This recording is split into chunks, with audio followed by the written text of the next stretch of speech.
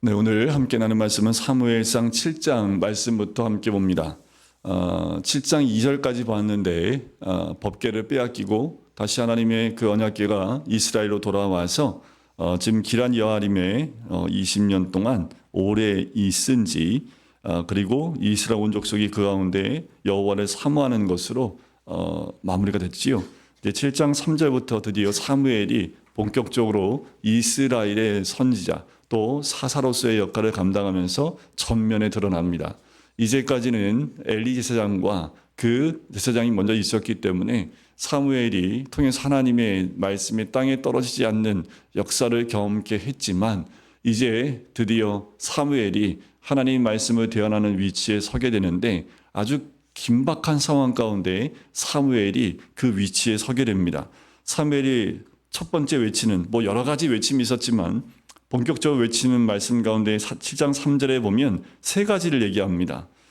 이들이 여호와를 사모하는 마음이 이제 아주 극에 달하게 되니까 사무엘이 세 가지를 외쳐요. 온 족속에게 말하 이르되 만일 너희가 전심으로 여호와께 돌아오려거든 이라는 거지요. 전심으로라는 말은 뭐냐면 너희 마음 뿌리까지 완전이라는 겁니다. 전심. 내 마음의 중심, 내 마음의 뿌리까지 송두리째 다 여호와께 돌아오려거든. 이 말은 회개하려면, 회복하기 원한다면 이라는 거예요. 여호와께 돌아오려거든 이방 신들과 아스타롯을 제거하라라는 거지요. 우상입니다. 가나안 땅의 가장 대표적인 우상이지요. 바알과 아스타롯을 너희 중에 제거하는 겁니다. 두 번째는 마음을 여호와께로 향하라는 겁니다. 이들이 향했던 마음들은 우상에게 향해 있었죠. 여러 가지로 많이 뿔뿔이 흩어져 있고 여호와께로 향하지 못한 마음들이었지만 세 번째는 그만 섬기라는 거죠. 하나님만 섬기라는 거지요. 그래야지 블레셋 사람의 손에서 건져내시리라는 거지요. 이 사건을 통해서 더 이상 블레셋이 사무엘이 사사로서의 역할, 선지자로서의 역할을 감당할 그 순간에는 이스라엘을 넘보지 못하게 됩니다. 세 가지예요. 전심으로 돌아오려거든 제거하라는 거지요. 우상을 제거하고 여호와께만 향하고 전심으로 그를 섬기라는 겁니다. 이 세 가지예요. 이건 지금 우리에게도 변함이 없습니다. 이 나라 이민 민족이 살 수 있는 방법은 이 세 가지입니다. 우상 제거하고 여호와께만 향하고 여호와만 섬기는 거예요. 안 믿는 사람한테요? 아니요. 안 믿는 사람은 이 조건에 타당하지 않습니다. 지금 이 말씀하는 것은 하나님을 주로 섬기고 있는 이스라엘 백성에게 하는 말이지요. 그렇다면 이 땅의 그리스도인들, 지금 이 땅이 몇 프로입니까? 그리스도인이 30%가 안 됩니다. 16%도 안 된다고 합니다. 그 프로가 퍼센티지가 중요한 게 아니에요. 그 퍼센티지 안에 있는 그리스도인들이 주께로 돌아오고 여호와께 향하고 그리고 우상을 제거하면 하나님이 구하시겠다라는 거지요. 자, 이 말에 4절에 보면 이스라엘 자손들이 바알들과 아스타롯을 제거하고 여호와만 섬깁니다. 반응을 하지요. 살 수 있는 방법이 이거밖에 없기 때문에 그래요. 그래서 사무엘이 미스바로 다 모이라고 합니다. 미스바는 망대라는 뜻을 갖고 있고요. 해발 780m 고지에 있고요. 이스라엘의 중앙에 위치하고 있는 곳이 이 미스바입니다. 내가 너희를 위하여 여호와께 기도하리라. 그러니까 미스바로 모이라는 거지요. 그리고 미스바에 모여서 이 한 가지 이 상징적인 일을 행합니다. 6절에 보면 물을 길어 여호와 앞에 붓고요. 종일 금식하고 그리고 이르되 우리가 여호와께 범죄하였나이다 하니라. 사무엘이 미스바에서 이스라엘 자손을 다스리니라. 여기서 다스린다라는 말은 판단했다라는 의미가 있습니다. 그 말은 뭘로 판단했을까요? 말씀의 통치를 의미하지요. 영적으로 회복된 이스라엘을 말씀으로 다스렸다라는 그 의미가 그 안에 있습니다. 그러니까 온전히 물을 쏟는다는 건 뭐예요? 정결케 한다는 의미가 있습니다. 자신들의 죄악이 물이 흘러감같이 흘러가기를 원하는 소망을 상징하는 모습이 물을 길어 여호와 앞에 붓는 것으로 드러난 거지요. 이것은 성경에 여러 번 등장하지 않습니다. 여기에만 등장한다고 보시면 돼요. 하지만 말씀을 물로 상징하여 우리에게 얘기하는 것은 곳곳에 등장을 해요. 그러니까 사무엘이 이런 상징적인 것을 통해서 이스라엘 백성들을 이제 말씀으로 다스리기 시작을 해요. 자, 그러면 어떤 것을 기대할 수 있어요? 하나님의 역사하심과 회복케 하심과 부흥케 하시는 것을 이들이 또 기대할 수 있는데 그런데 7절에 완전히 반대되는 이야기가 등장을 합니다. 미스바에 이스라엘 사람들이 다 모였으니까 블레셋이 이때가 기회다 해서 한꺼번에 이스라엘을 다 죽여버리자 해서 전쟁이 일어납니다. 자, 이들이 회심하고 주께로 돌아와서 함께 기도하고 물깃고 전심으로 여호와를 쫓아고 하니까 무슨 일이 일어나요? 전쟁이 일어나요. 여러분들이 결단하면 무슨 일이 일어나요? 전쟁이 일어납니다. 그러니까 기대하고 계세요. 내가 오직 여호와만 섬겨야지. 그러면 뭔 일이 일어나요? 옆에 있던 사람들이 더 괴롭히기 시작을 합니다. 여러분들 기대하셔야 돼요. 이런 일들이 일어나면 오히려 기대하셔야 합니다. 왜냐하면 성경에 그게 다 기록되어 있잖아요. 내가 여호와만 섬겨야지 하면 뭐예요? 일이 다 잘 열리고 뭐 내가 기도하는 거 막 뻥뻥 열리고 막 일이 잘 되고 막 그게 오히려 우리를 여호와를 섬기지 못하게 하는 일들입니다. 그러니까 오히려 내가 여호와만 섬겨야지 하면 전쟁이 딱 일어나잖아요. 그러면 어떻게 돼요? 그러면 하나님이 원망할까요? 아니요. 더 하나님께 집중할 수밖에 없지요. 그러니까 이스라엘 백성이 전쟁이 일어나니까 더 하나님께 집중합니다. 자, 7절 끝에 보니까 이스라엘 자손이 듣고 블레셋 사람들을 두려워하지요. 그래서 이들이 더 뭐해요? 사무엘에게 몰려듭니다. 8절에 보면 당신 우리를 위하여 우리 하나님 여호와께 쉬지 말고 부르짖죠. 우리를 블레셋 사람들 손에서 구원하시게 하소서라고 더 여호와께 집중하는 모습을 봅니다. 그러니까 우리가 겉으로 보기엔 여호와를 이렇게 하나님을 온전히 섬기려고 하면 하나님이 이제껏 그냥 블레셋도 알아서 물러가고 이들을 괴롭혔던 모든 사건들이 다 떠나가고 오직 여호와 하나님만이 함께하는 은혜를 누리는 복을 누려야 할 텐데 그러면 우리가 어떻게 해요? 진짜 여호와를 섬겨야 돼. 여호와만 믿어야 돼. 하나님만 섬겨야 돼. 이렇게 될 것 같은데 그러면 이게 이제 기복구조로 가는 거예요. 뭘 하기 위해서요? 복 받기 위해서 여호와만 섬기는 걸로 거꾸러집니다. 근데 성경에는 그런 복이 없어요. 자, 복이 있기 전에 뭐 하는 거예요? 이들이 전심을 섬겼더니 전쟁이 일어났더라. 그리고 전쟁에 승리케 하시는 복. 이게 영적 전쟁의 승리의 원리입니다. 자, 그랬더니 사무엘이요. 젖 먹는 9절에 어린 양 하나를 가져와서 온전한 번제를 주님께 드리고 이스라엘 위하여 여호와께 부르짖어요. 여호와께 부르짖기 시작을 합니다. 자, 이전에는 안 부르짖었어요? 아니요, 부르짖었지요. 그리고 여호와께서 응답을 하십니다. 자, 이게 뭐가 회복이 되는 거냐면 이들이 모여서 기도했지만 하나님 원하시는 건 뭐예요? 전쟁에 승리하기 위해선 온전한 제사입니다. 온전한 예배입니다. 이것이 회복돼야 전쟁에서 승리할 수 있기 때문에 사무엘이 그러니까 이들이 얼마나 예배에 집중하겠습니까? 지금 전쟁 나가서 죽을 판인데 얼마나 집중하겠어요? 그런데 우리는 전쟁이 없지만 과거에 전쟁터에 나가기 전에 군인들 다 불러 모아서 자 복음하면 딱 복음 전해요. 그거 성경책 다 나눠주면 한 명도 빠짐없이 다 예수 믿겠다고 하고 다 성경책 받아갑니다. 왜요? 죽을지도 모르니까. 그게 사람의 심리잖아요. 그러니까 이 백성들이요 온전함으로 하나님께 집중하니까 온전한 예배로 드릴 수밖에 없는 거예요. 여러분들 이래야지만 온전히 드릴 수 있어요. 평상시에 온전한 예배를 드리면 어떤 전쟁이 와도 흔들림이 없습니다. 그러니까 이게 거꾸로 보셔야 돼요. 우리가 예배에 집중하고 있고 우리의 삶이 예배의 삶이고 또 주일날 드리는 예배가 살아있는 예배, 하나님께 온전한 예배가 드리면 전쟁이 없는 게 아니라 전쟁이 와도 흔들림이 없어요. 전쟁까지껏 우리는 하나님께 집중하고 있으니까 전쟁이 와도 하나님이 함께 하신 것을 믿고 있기 때문에 전혀 요동함이 없어요. 근데 우리는 거꾸로죠. 예배드리고 있는데 막 사건이 터쳐지면 하나님 도대체 뭔 일이야 이게. 왜 내가 주님께 집중하는데 이런 사건이 터져가면서 불만, 불평이 막 쏟아지지요. 거꾸로 보셔야 된다니까요. 자, 그랬더니 사무엘이 번제를 드릴 때 블레셋 사람들이 이스라엘을 싸우려고 와요. 언제 싸우러 와요? 번제 드릴 때, 우리가 예배 드릴 때, 우리가 하나님께 집중할 때. 얼마나 땡큐예요. 우리가 하나님께 집중할 때 전쟁이 일어나면 얼마나 땡큐입니까? 잠자고 있을 때 전쟁이 일어났더라.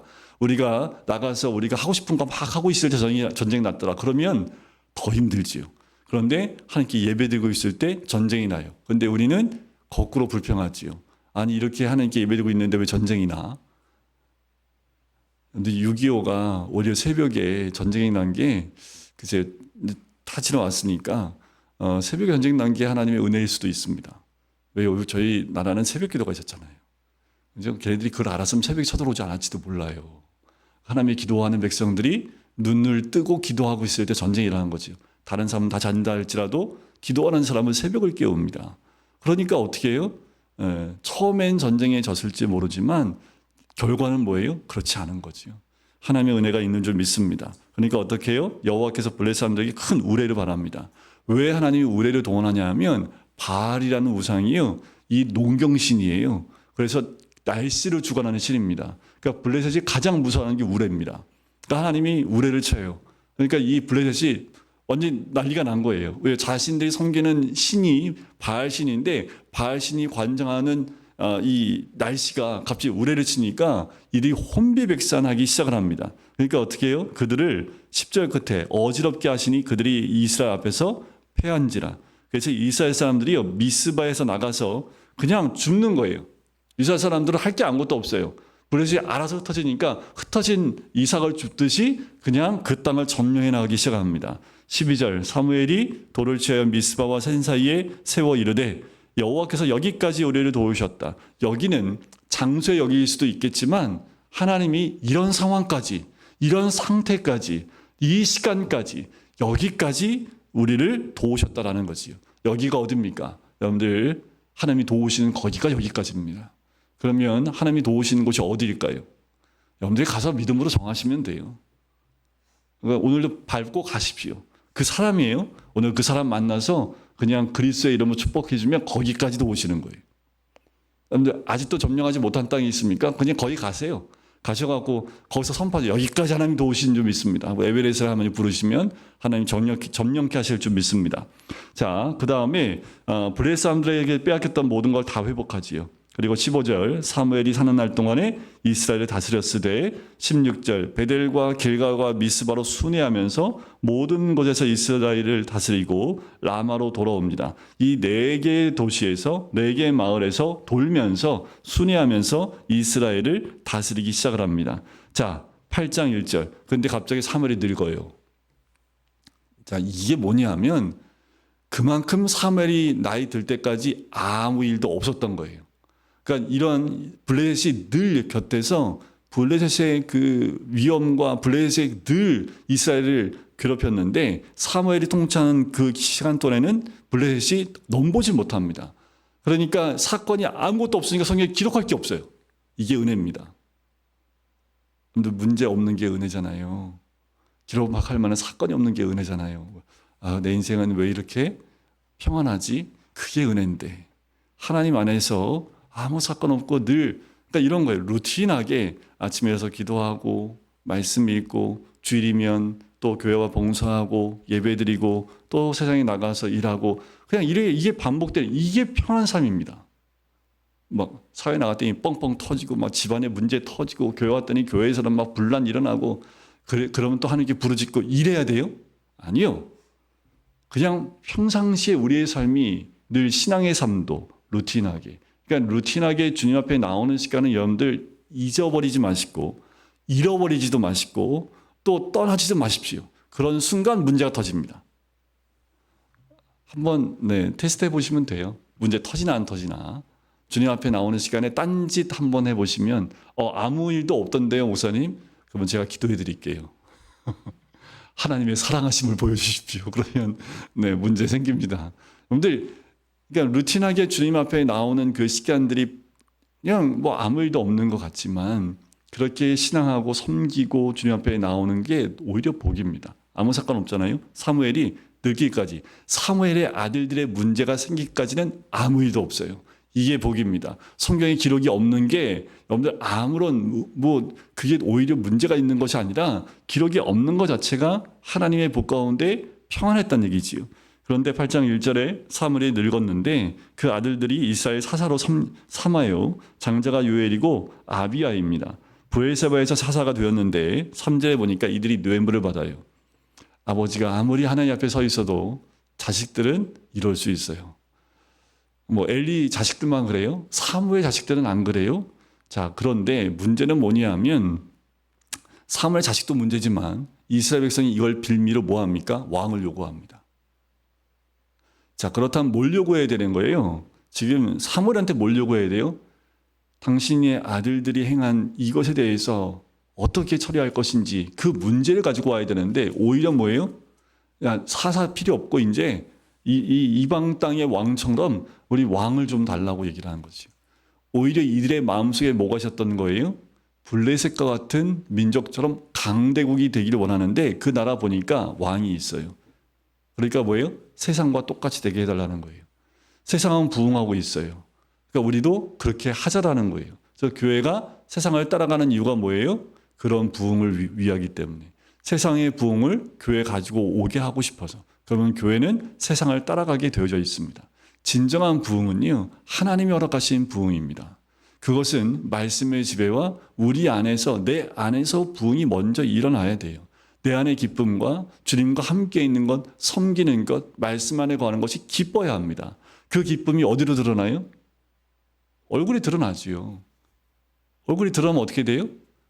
주변에 있는 사람들이 묻죠. 이렇게 힘든데 너는 왜 이렇게 웃고 다녀요? 그러면 왜 웃는지 알고 싶어? 커피 한 잔 먹으러 갈래? 그러면 딱 가서 커피 마시면서 내가 만났던 주님을 이럴 때는 스토리텔링이 되게 중요합니다.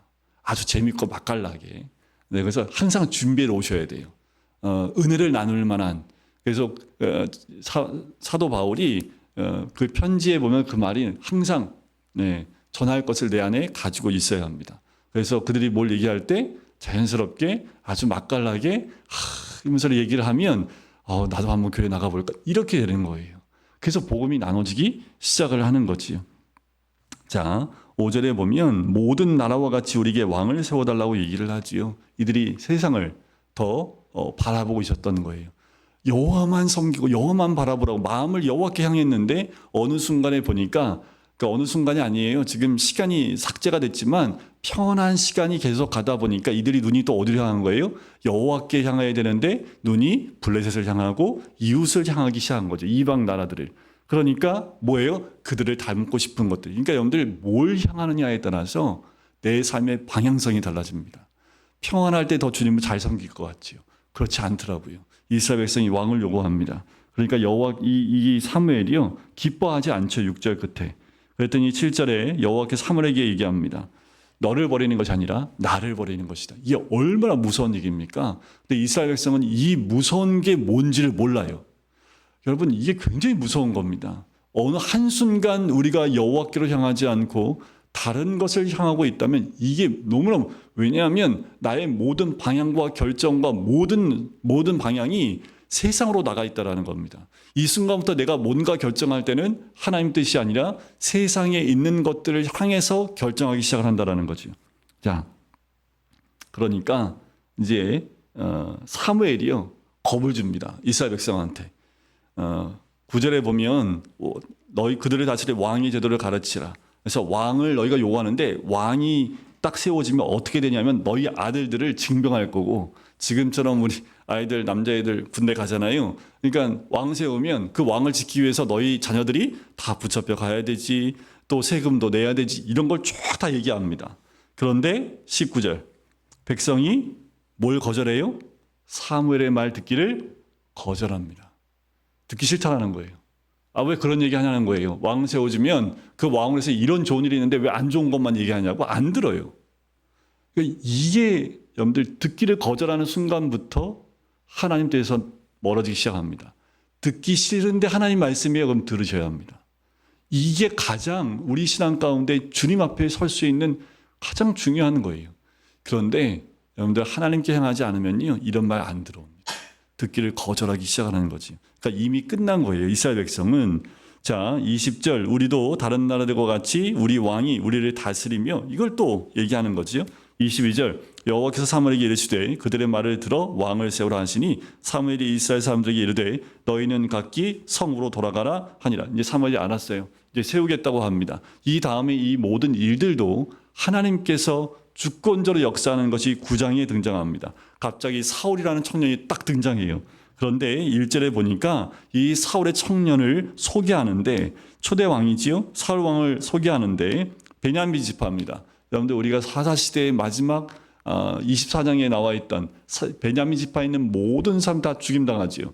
그리고 장정만 600명 남았습니다. 그래서 한 지파가 사라질 것 같아서 길앗 야베스에 가서 여인들을 잡아다가 베냐민 지파를 형성을 했지요. 아무리 형성한다 하더라도 베냐민 지파는 작을 수밖에 없습니다. 그러니까 가장 작은 지파예요. 그리고 2절에 보니까 기스의 아들이 있으니 그림은 사울이요. 그런데 그 베냐민 지파 가운데 사울이란 청년이 있는데 너무 준수해요. 이스라엘 백성의 키보다 머리 위로 머리가 하나 더 있을 정도로 딱 봐도 굉장히 멋있고 키도 크고 지금 보면 뭐 이제 그 농구 선수들처럼 딱 서 있으면 모든 남성 위에 내 머리가 하나 더 있고 어깨가 탁 벌어져 있고 누가 봐도 내가 왕이 될 상인가 뭐 이런 거예요. 사울왕을 딱 보니까 누가 봐도 이제 왕 같아. 왕처럼 보여. 그런데 어느 지파예요? 베냐민 지파예요. 왕처럼 안 보여요. 왜요? 모든 지파에서 손가락질 받고 있는 지파가 베냐민 지파거든요. 하필이면 그 지파에서 왜 왕이 나와요? 왕이 나오지 말아야 될 지파에서 하나님이 왕을 뽑는 거지요. 자, 사울이요. 그 아버지가 암나기를 잃어요. 이것도 하나님의 주권적인 역사지요. 그래서 사울과 사환을 붙여서 암나기를 찾아오라고 보냅니다. 아무리 찾으라 해도 못 만나요. 찾을 수가 없어요. 그래서 야 우리 오히려 아버지가 나를 걱정하겠다 해서 돌아가자고 했더니 사환이 뭘 얘기하냐면 선지자가 계신데 같이 한번 물어봅시다 라고 얘기를 합니다. 야 우리 가진 것 하나도 없는데 그랬더니 사환이 8절 두 번째 줄에 내게 은 한 세겔의 4분의 1이 있으니 하나님 사람에게 드려 우리에게를 가르쳐 달라고 합시다 라고 이야기를 합니다. 그때의 9절에 보면 그때의 선견자에게 가자라는 이런 얘기들이 있었던 거지요. 그래서 선견자라는 자를 옛적에 선지자를 선견자라 일컬었더라. 자, 사울이 중요한 것은 10절에 그의 선에게 이르되 내 말이 옳다. 가자. 사울은 들을 기가 있었던 거예요. 밑에 있는 사람 얘기하는데 에이 무슨 말이야. 그냥 집으로 가자. 뭐 암나기 잃어버린 거 그냥 어쩔 수 없고 열심히 찾았는데 안 된다고 그냥 아버지한테 얘기하면 어쩔 수 없지 뭐. 내가 잃어버린 것도 아니고 그냥 돌아가면 돼요. 그런데 그렇게 하지 않고 이 사환의 말에 귀를 기울여요. 그러니까 지금 이 사울이 어느 상태인지를 보실 필요가 있습니다. 그래서 사무엘을 만나러 가요. 근데 중요한 건 14절에 그 성읍에 갔는데 들어갈 때에 사무엘이 마침 또 상당히 이게 성경에 마침 나오면 하나님의 역사입니다. 네, 룻기서에서도 마침 보아스가 왔던 것처럼 마침 사무엘이 올라가요. 거기서 사무엘이 사울을 만나는 장면이 15절부터 등장을 하는 거지요. 그리고 하나님께서 사무엘을 통해서 그를 선택한 것을 또 말씀을 합니다. 자, 20절에 보면 사울을 만나서 사무엘이 얘기를 해줘요. 네가 네 암나기들을 염려하지 말라고 찾았다라고 얘기를 합니다. 21절에 사울이 대답하지요. 자, 그를 리더로 세우겠다라고 얘기하니까 나는 이스라엘 지파의 가장 작은 지파 베냐민 사람이 아니니까 또 나의 가족은 베냐민 지파 모든 가족 중에 가장 미약하지 아니하나이까 당신이 어찌하여 내게 이같이 말씀하시나이까. 그러니까 이 한 절 안에 사울의 심령의 상태, 그의 영적 상태, 그 모든 것이 다 드러나지요. 그러니까 하나님이 사울을 선택한 이유가 여기 있는 거지요. 겉으로 보기엔 굉장히 멋있지만 그 내면에는 너무나 겸손하고 너무나 작아 있는 사울의 모습. 그런데 반면에 보면 이 작음이 뭐예요? 사울한테는 상처입니다. 왜 하필이면 베냐민 지파에 태어나가지고 내가 유다 지파에 태어났으면 이 정도의 체격과 이 정도의 힘, 내가 유다 지파에 이게 참 바보스러운 거잖아요. 근데 사울은 그런 이야기하지 않지요. 내 지파는 작고 내 집도 작고 나도 연약한 사람입니다. 라는 겸손함이 사울 안에 있었던 거지요. 가장 작은 지파, 가장 작은 사람이라고 얘기합니다. 하지만 누가 봐도 작지 않은 사람이었던 거지요. 그래서 사무엘이 사울과 그의 사원을 인도하여 또 함께 지나게 하고 26절 보세요. 기름을 붓습니다. 그들이 일찍 일어날새 동틀 때쯤이라 사무엘이 지붕에서 사울을 불러 이르되 일어나라 내가 너를 보내리라 하며 사울이 일어나서 그 두 사람과 사무엘이 함께 밖으로 나갑니다. 자, 그리고 10장 1절에 사무엘이 기름병을 가져다가 머리에 붓지요. 자, 이것은 왕으로 세워주는 역사인데 사람들 앞에서 하는 것이 아니라 그와 또 사원 앞에서 사무엘에게 사울에게 기름을 붓게 되지요. 그러면서 떠나 보낼 때 너에게 세 가지 증표가 있으리라면서 10장 2절과 3절과 5절에 세 가지 증표를 얘기합니다. 이것을 돌아갈 때 다 경험하게 하십니다. 근데 가장 중요한 게 뭐냐면 5절 끝에 6절에 보면 자, 이 사울이 예언하는 영을 받게 되는데 6절에 보면 내게는 여호와의 영이 크게 임하리니 너도 그들과 함께 예언하고 변하여 새 사람이 되리라. 이게 가장 중요한 포인트입니다. 앞에 두 가지도 일어나겠지만 정말 중요한 것은 여호와의 영, 하나님의 영이 너와 함께 동일하게 임함으로 네가 변해서 새 사람이 되리라 라는 거지요. 이 말씀대로 그대로 사울에게 이루어지게 됩니다. 그리고 17절에 보면 사무엘이 백성을 미스바로 불러 여호와 앞에 모으고 뽑기를 합니다. 자, 이미 사울을 기름 부었지만 이제 모든 백성들 앞에서 뽑기를 해요. 그때 베냐민 지파가 뽑힙니다. 베냐민 지파 가운데 또 뽑기를 했더니 베냐민 지파 가운데 마드리의 가족이 뽑혀요. 그 중에 기스의 아들 사울이 뽑힙니다. 그래서 사울이 왕으로 딱 뽑힌 거예요. 그런데 여기 있는 사람들, 거기 있는 이스라엘 백성들이 베냐민 지파에서 뽑힌 것을 인정하지 않습니다. 그래서 보면 26절에 보면 사울도 기브아 자기 집으로 갈 때 왕이 뽑혔는데 자기 집으로 가요. 마음이 하나님께 감동된 유력한 자들과 함께 갑니다. 자, 이것도 함께 가는데 마음에 하나님께 감동된 유력한 자들이 함께 가요. 하지만 어떤 불량배는 이르되 이 사람이 어떻게 우리를 구원하겠느냐 하고 멸시하며 예물을 바치지 아니하였으나 그는 잠잠하였다. 사울은 잠잠하지요. 자, 그러면서 사울이 왕이 되는 사건 하나가 일어납니다. 11장에 보면 전쟁이 일어나는데 암몬 사람 나하스가 길르앗 야베스를 치러 올라옵니다. 그리고 너희들 오른쪽 눈을 다 빼버리겠다고 얘기를 해요. 자, 이건 뭐냐 하면 전쟁이 일어나면 이 방패를 들고 몸을 가릴 때 오른쪽 눈만 내보냅니다. 그리고 앞을 주시하게 돼 있어요. 근데 오른 눈을 빼버리면요, 전쟁을 못하는 바보가 됩니다. 그래서 이런 얘기를 하는 거예요. 그러니까 이 암몬 사람 나하스가 너희를 구원할 자를 데리고 와서 한번 전쟁을 하자는 얘기를 해요. 그래서 야베스 사람들이요, 전령들을 보냅니다. 그때 사울이 이 전령을 만나게 되지요. 그래서 사울이요, 소를 몰고 가다가 6절에 보면 사울이 이 말을 들을 때 뭐예요? 하나님의 영에 크게 감동됩니다. 그러니까 사울이 하나님 영에 감동됐을 때는 하나님 그와 함께하는 것을 보게 되지요. 그 자기의 소를 다 잡아 각을 떠버립니다.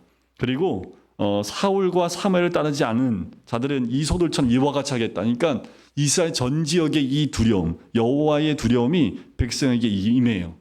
그래서 다 하나같이 나옵니다.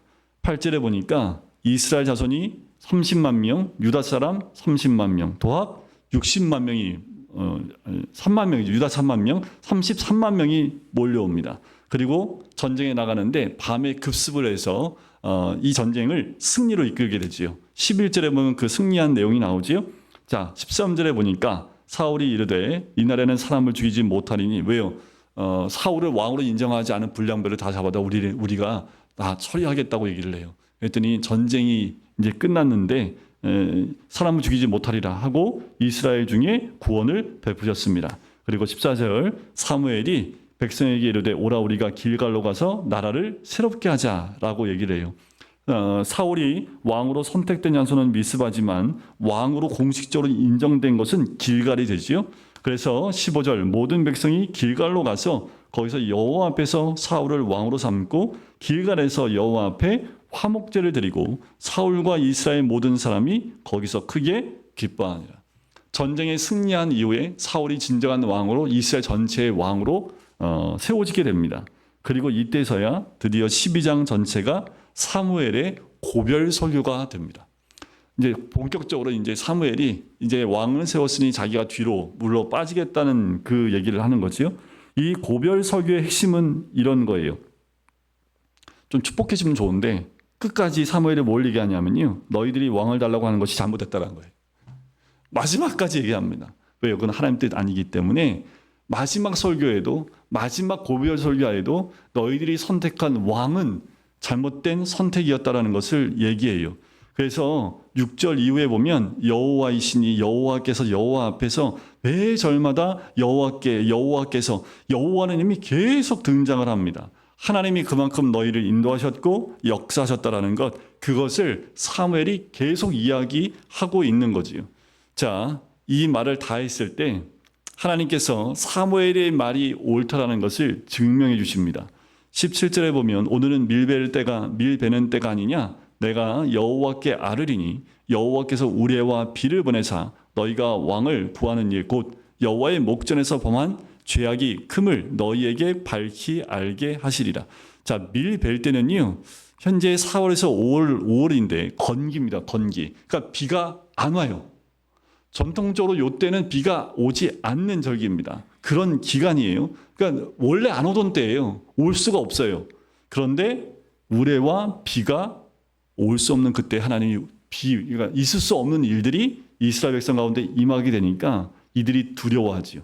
18절에 보니까 이에 사무엘이 여호와께 아뢰매 여호와께서 그날 임하게 하시니 18절 끝에 여호와와 사무엘을 크게 두려워하니라. 19절 모든 백성이 사무엘에게 나오되 당신의 종들을 위하여 당신의 하나님 여호와께 기도해달라고 얘기하지요. 20절 끝에 여호와를 따르는 데에서 돌아서지 말고 오직 너희 마음을 다하여 여호와를 섬기라. 마지막은 뭐예요?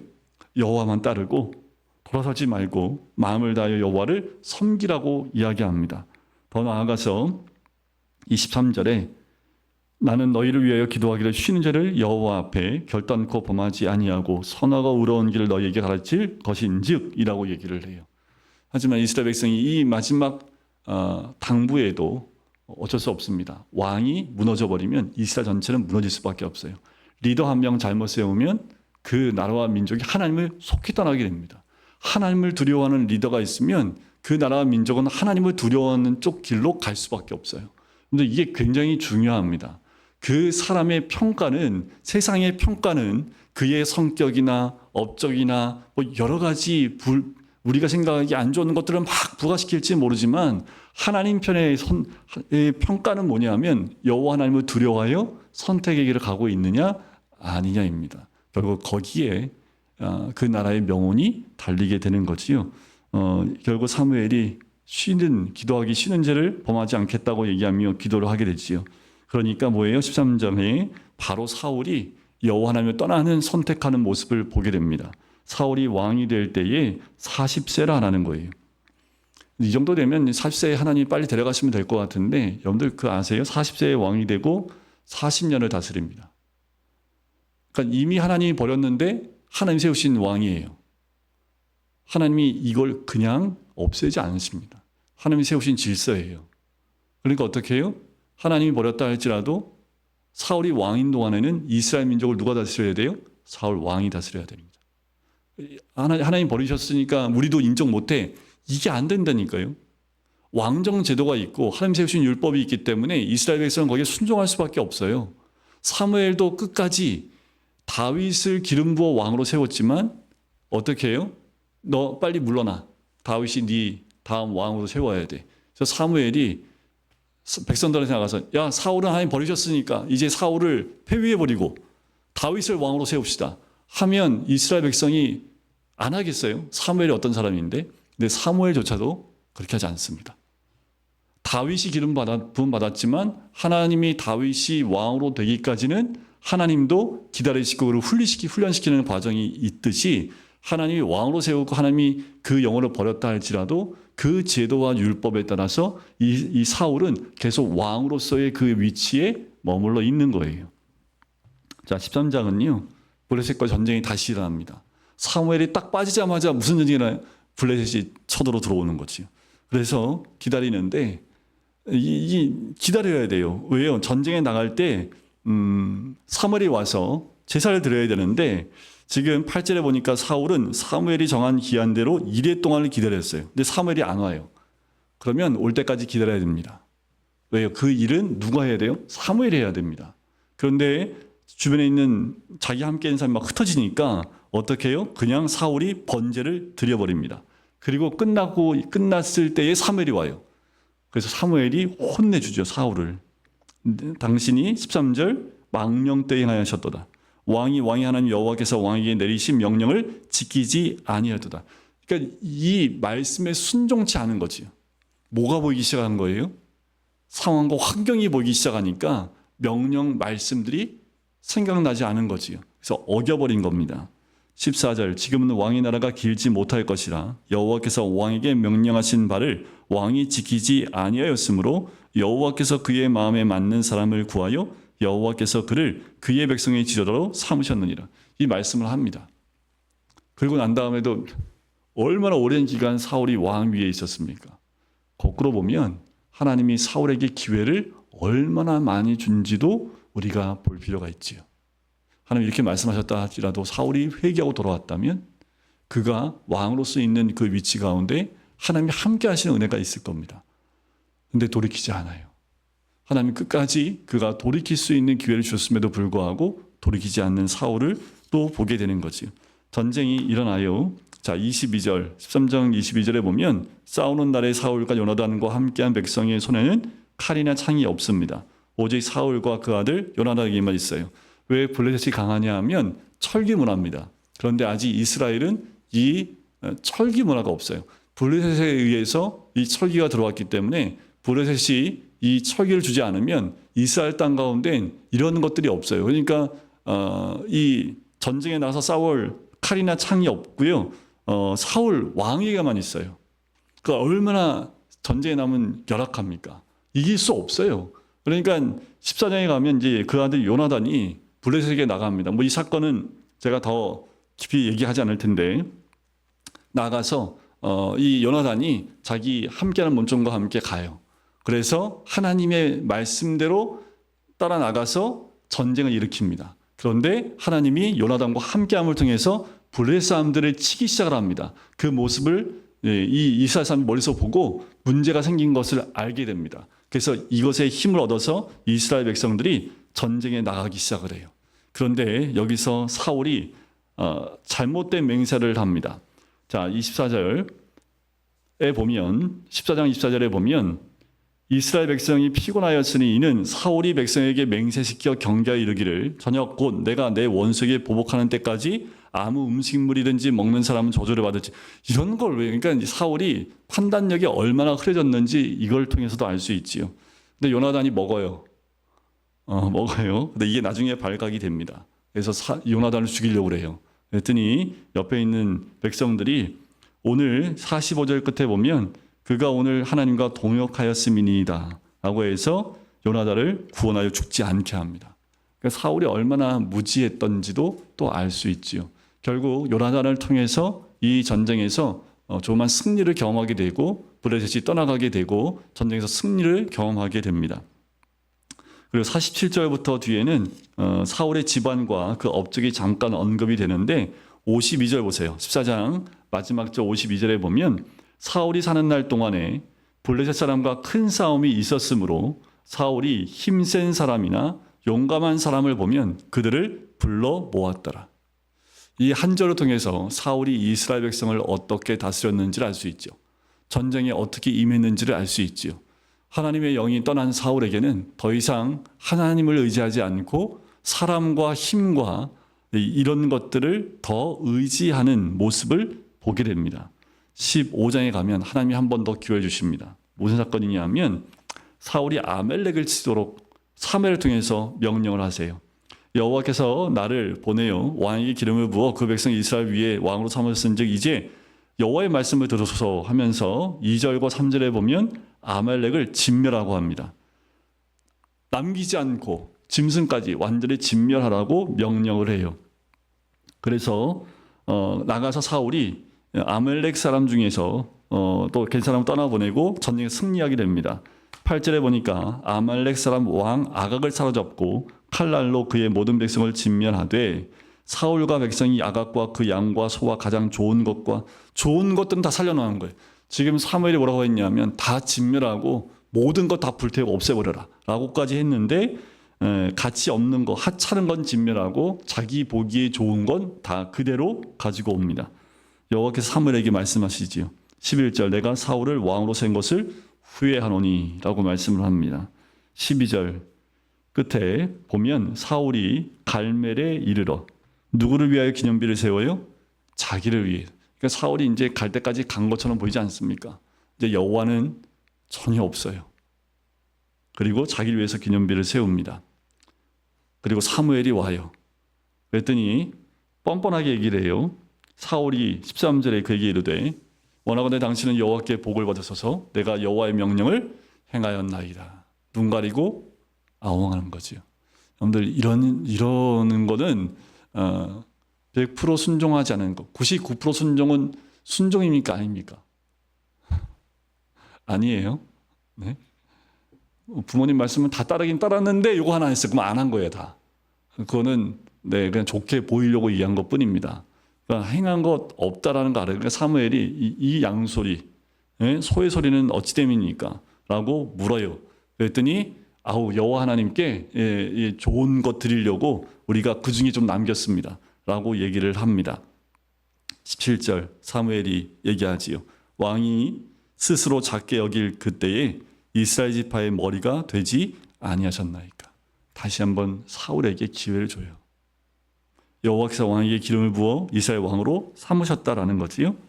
자, 19절 어째 왕이 여호와의 목소리를 청종하지 아니하고 탈취하기에만 급하여 여호와께서 악하게 여기시는 일을 행하였나이까. 뭐가 악한 걸까요? 살려놓은 것 그리고 좋은 것 남긴 것 이게 악한 걸까요? 뭐가 악한 거예요? 22절에 보니까 여호와께서 번제와 다른 제사를 그의 목소리를 청종하는 것을 좋아하심같이 좋아하시겠나이까. 순종이 제사보다 낫고 듣는 것이 순양의 기름보다 나으니. 뭐가 악한 거예요? 순종하지 않고 듣지 않는 거지요. 이게 악한 겁니다. 하나님 앞에서의 악은 순종하지 않고 듣지 않는 거지요. 23절 이는 거역하는 것은 점치는 죄와 같고. 그러니까 순종하지 않고 불순종하는 게 뭐가 똑같아요? 점집 가서 점치는 거하고 똑같은 거예요. 점치는 사람들한테 현혹되지 마십시오. 점치는 사람들은 굉장히 고도의 그 심리학을 공부한 사람들이어서 사람의 심리를 너무 잘 알아요. 그래서 여러분들 그 점치는 사람들 가운데 진짜 귀신의 영이 붙잡혀 있는 그런 신기 있다고 얘기하죠. 네, 걔네들 하는 건 뭔지 아세요? 앞날이 아니라 우리 과거만 맞힐 뿐입니다. 왜냐하면 귀신들이 볼 수 있는 건 뭐예요? 나의 과거를 보는 거지 미래를 볼 수 없어요. 미래의 주권 누구한테 있어요? 하나님께 있습니다. 그러니까 여러분들이 앞으로 어떻게 살지를 제가 어떻게 판별할 수 있냐면 이제까지 살아왔던 거 알면요, 여러분들 앞으로 어떻게 될지 다 맞을 수 있습니다. 뭐 그 사람이 오늘 이렇게 살아왔는데 갑자기 이렇게 변해요? 그럴 리 없거든요. 살아온 대로 살다가 그냥 가요. 그러니까 그거는 누구나 짐작할 수 있는 거예요. 그래서 심리학자들이나 상담학자들 앞에 가면 여러분들 그 점치는 사람들 얘기하는 거 똑같이 얘기합니다. 그러면 다 맞아요. 근데 우리는 점치 이제 용하대, 맞대, 기도해도 모르겠는데 거기 갔더니 다 알고 있더라고. 뭐 이러면서 그냥 거사님들이 몰려가는 그런 일들도 숱하게 있지요. 여러분들 이게 지금 거역하는 것, 순종하지 않고 듣지 않는 게 점치는 죄하고 같아요. 완고한 것, 마음이 완고한 것은 사실 우상에게 전하는 죄와 같아요. 우상 숭배하고 똑같아요. 완고함도. 왕이 여호와의 말씀을 버렸으므로 여호와께서도 왕을 버려 왕이 되지 못하게 하셨나이다. 여러분들 말씀을 버리지 마십시오. 말씀을 버리는 건 곧 죽음을 선택하는 거예요. 죄된 길로 가는 거예요. 말씀을 가까이 하십시오. 그리고 말씀을 읽을 뿐만 아니라 그 말씀을 버리지 마세요.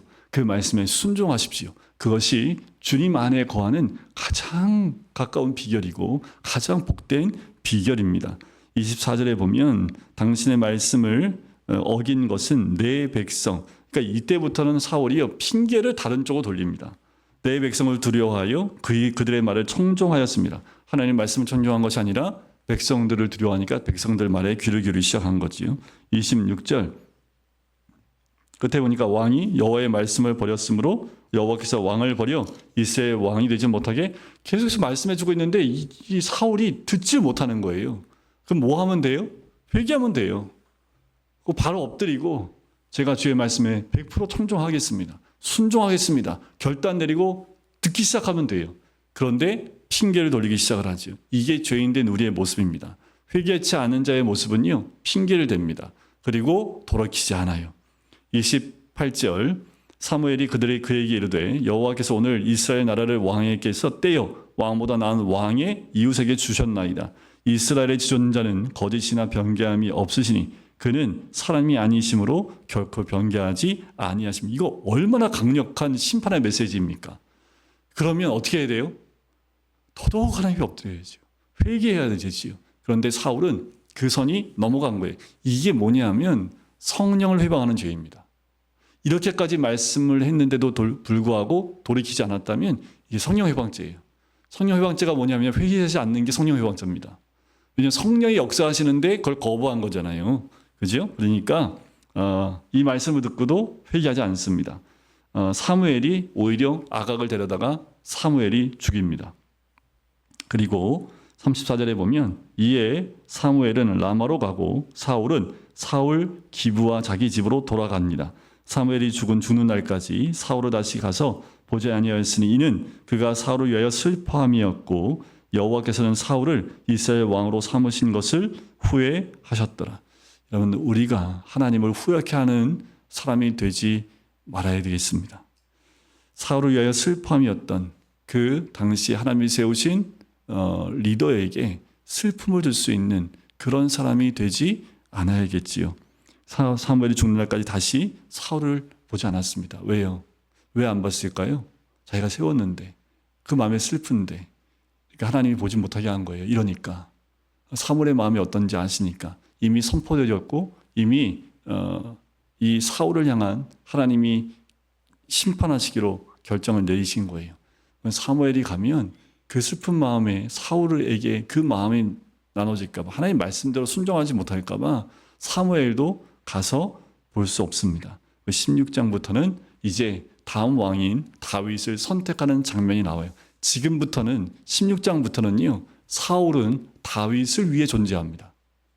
그래서 다윗이 왕이 되는 그 훈련을 하는데 사울을 하나님이 또 쓰시는 모습을 봐요. 그거는 뭐냐면 촛대가 다윗으로 옮겨졌잖아요.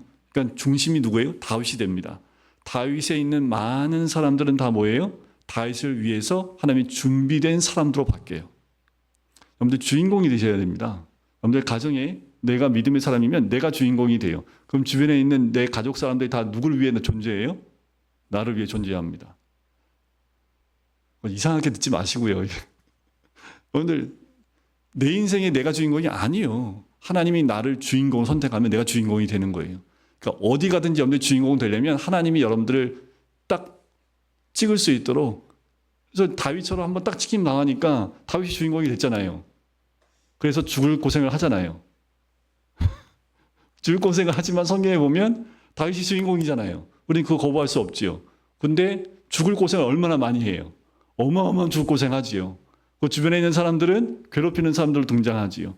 우리가 어디 가든 하나님 손에 딱 붙잡히면 그것을 지배할 것 같으세요? 아니, 우리를 훈련시키는 도구로 주변을 다 사용합니다. 하지만 결국 하나님 손에 붙잡힌 사람은 하나님이 쓰실 때까지 붙잡고 하나님의 인도하심이 있다라는 거지. 그러니까 다윗을 또 보고 우리가 배워야 될 것은 사울의 왕이 바로 폐위가 안 됩니다. 그것도 하나님의 질서대로 가요. 그리고 그 질서 가운데 다윗을 세워서 다윗이 왕으로 준비되기까지 십몇 년을 다윗을 혹독하게 훈련시키는데 하나님이 하시는 것이 아니라 사울을 통해서 하신다는 거지.